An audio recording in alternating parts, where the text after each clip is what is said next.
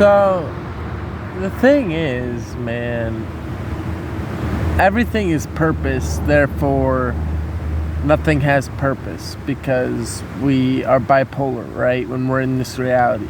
But once you develop awareness of the spiritual nature of life and realize that God is the one that's in control and doing all things, and that's the life force that causes things to grow and to move, and it animates them as long as they're of Christ, obviously if they submit to the Creator. And it's like, but it depends on how far you want to go in your spiritual life. Not everyone's called to walk a grand spiritual life with all these spiritual experiences, and but that's what I wanted to do, so I could share the message with people that look, dude, the spiritual realm is real and we gotta do the basics at least, and everyone's got to share in the burden. And it's like people want to enjoy the world so much nowadays and they neglect their inner world. And it's like, but you got to take care of both, because we need to try and develop virtue so that we can have the power to resist temptation when it comes along. And it's like,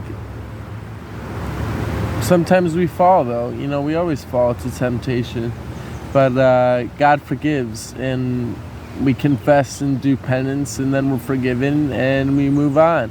And it's like we always carry that guilt with us in some way, but it's resolved in the next life, that it's resolved. It's absolved as well. Absolved, that's what a priest says when you confess your sins. You're absolved of your sins. It's as if they never even happened, dude.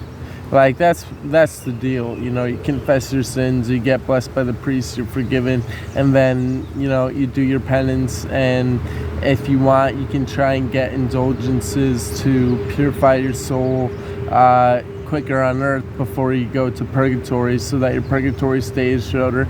And if you attend Divine Mercy Sunday, go to confession, receive communion at Mass, and pray the Divine Mercy Chaplet, you get a plenary indulgence, which is relief of all the burden of purification after your death. So it's like, those are so valuable, man. And the thing is, the reason that the indulgences are real is because God gave the keys of St. Peter to be able to make laws on the earth. That's what binding and loosing is, the ability to make and create laws in reality. And it's like, so you have to obey the church to a certain point, and it's like, but at the same time, you got to resist authority that is trying to cause harm to people and destroy the world, essentially, So it's like, it's a complex thing, and it requires wisdom to discern what you're going to do with that.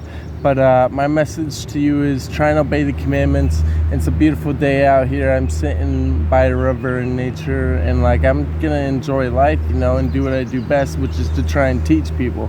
Not everyone's ready for the truth though. And it's like, but then I speak the truth and they're like, oh crap, that kid knows, man. He knows what's going on.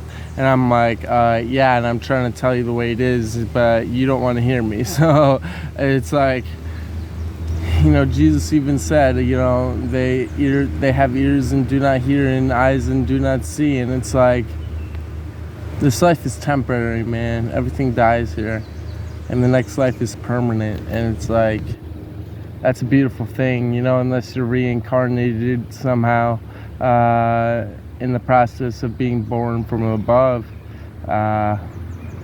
So that's all for this Ramble Scramble, dude.